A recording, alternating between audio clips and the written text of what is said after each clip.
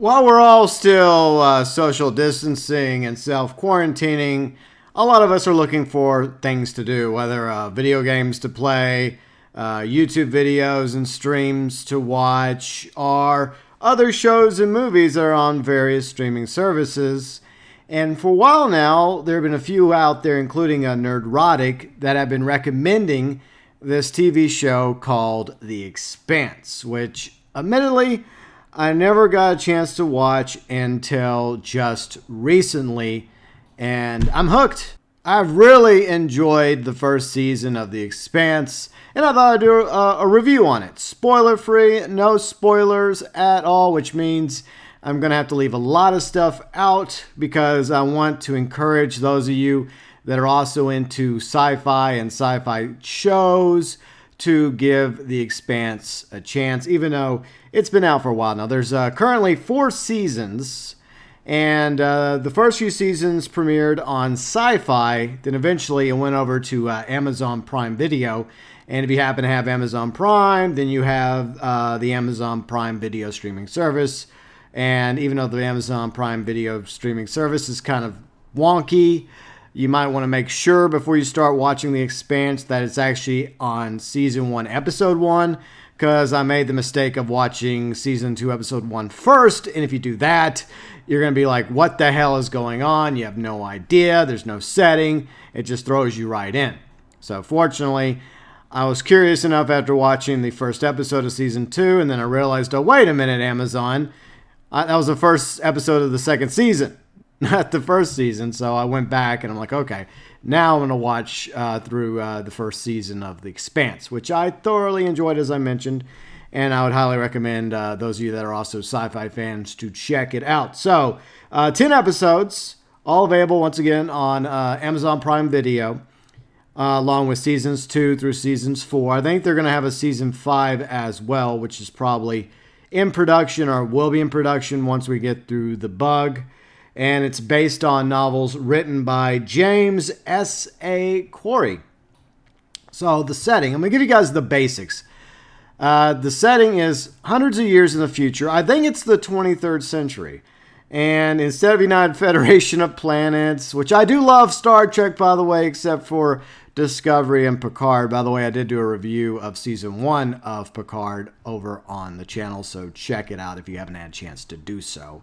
I gotta say, I enjoyed Season 1 of The Expanse a lot more than Picard. I just did. So, hundreds of years in the future is where The Expanse takes place. It's in our solar system, by the way. Humanity has, for the most part, colonized the solar system. Earth, Luna, aka the moon, along with Mars, a few asteroids, a few moons out there by Saturn and Jupiter. And there's basically 3 factions. You have the United Nations, which is basically Earth and Luna. So you have the United Nations. And then you have the Martian Congressional Republic, which is Mars. And then the third lesser faction, which is kind of caught in the middle between this Cold War between Mars and the United Nations, aka Earth and Luna, is the OPA, which is the Outer Planets Alliance.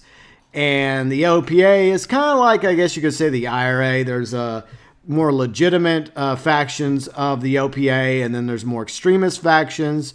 Basically, they're humans that live within the asteroid belt, also called the belt, and beyond the belt, around the moons of Saturn and Jupiter. And they kind of get treated like crap by both Earth and Mars, and they just want to be their own faction. They want to be independent, but they're not recognized by the UN under Earth or Luna or Mars as an independent sovereignty. So basically, the Belters, as they're called, are caught up in the middle between Earth and Mars. So that's pretty much the, I guess you could say, the setting. Now, when it comes to the first season of The Expanse, there's a lot of information that you're going to have to be caught up to speed on because there's a lot going on. There's this history, there's this established lore, and it is going to be kind of a slow burn because you're getting to know some of the main characters that you're going to be introduced to throughout the first season and going into the second season of The Expanse. But eventually, it's going to get good. It is good from the beginning, but you're going to be left for a while going like, okay, what's this faction? What's that faction? Are these people from Earth? Are they from Mars? Are they from the Belt? Like who's who and what's what? But eventually you'll figure it out. There's a little bit of hand holding, but not a lot. But unlike, I would say, world building, what we have is basically system building. Get it? Because solar system. There's great characters. The sound effects, the special effects are really good. The music, the score is fantastic for a sci-fi show. It has a very Cold War-esque setting to it. Vibes between these factions. It feels very realistic compared to that of, say, Star Trek, for example. So that's something else you may like. It's very grounded. It's very gritty. And it does probably give you a better idea of what our future will probably be. Not necessarily like a Mad Max future, hopefully, or a Soylent Green future, or a Terminator future. Probably not a Star Trek future. But, this is probably more realistic about the direction we'll be going as a species if we manage to get off Earth and colonize Luna and then out to Mars and the asteroid belt. So I feel like of all the sci-fi shows, this one definitely has a very real feel and vibe to it. I really enjoy overall the cast and crew of The Expanse, the main characters, the secondary characters, even some of the ancillary characters. There is no real bad guys because everybody has their own agenda, their own flaws, their own pros and cons. So Earth is not entirely bad. Mars is not entirely bad or good. The belt is not entirely good or bad.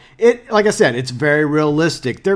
I guess you could say there might be some quote unquote bad guys out there, but they have their own agenda and they think that they're doing good as well. So it's all about, I guess, certain groups doing what's in their best interest for the quote unquote greater good at the expense of others, like the expense of what's going on in the belt with the Belters, part of the OPA, and they're willing to do whatever it takes to gain independence, some of them a bit more extreme than others.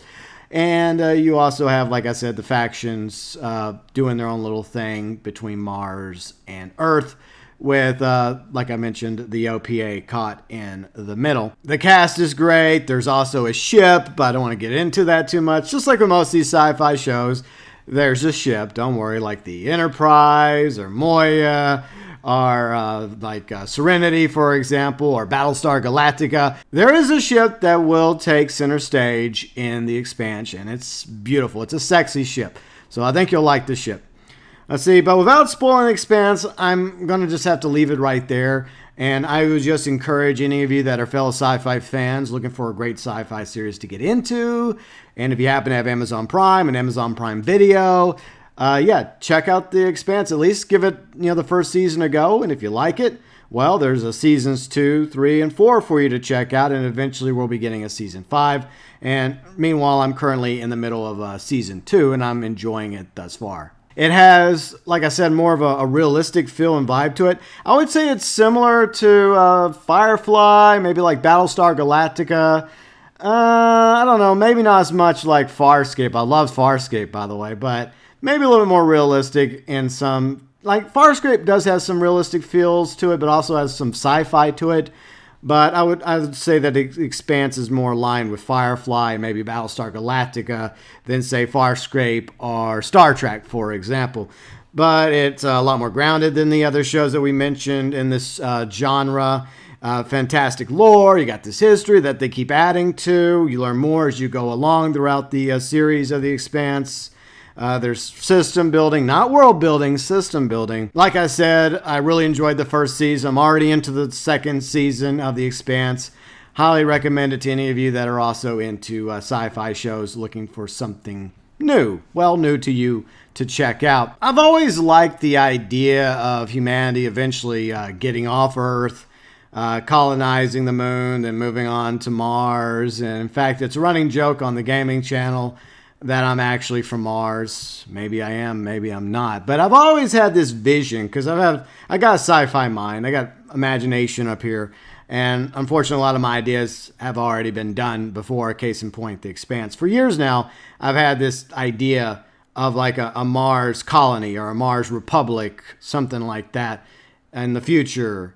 And I would say that that's something that I really relate to in The Expanse is the fact that somebody else had a similar idea that I had, and they decided to make some books out of it. And to be honest, they probably did a way better job than I could have hoped to do. So once again, glad I didn't waste my time trying to come up with a show or a series or a novel that somebody else already wrote. But yeah, I got a lot of ideas upstairs, but to be honest, most of them, as I've researched, many times over the years when I've come up with ideas for, shows or series or novels, they've already been done. So usually I just end up wadding up the idea and tossing it aside. But I'm glad there's others out there that have already come up with the ideas for things that I wanted to make something out of. But anyways, The Expanse, a great series, and I found myself easily in love with it, like I mentioned, because I've always imagined the idea of humanity out there in the solar system. Not exactly the same as, say, what is featured in The Expanse, but very similar, very similar. You have, Mars, you have Earth, colonized, you have the moon, and you have other things going on as well. And in both factions, there's raw materials aplenty in the asteroid belt. And of course, you'd be interested in those raw materials and mining it and processing it and shipping it back to Mars or Earth or the moon, aka Luna. And there would probably be conflict because we're humans. No matter how hard we try, no matter how far we go, we're always going to have factions and groups and disagreements.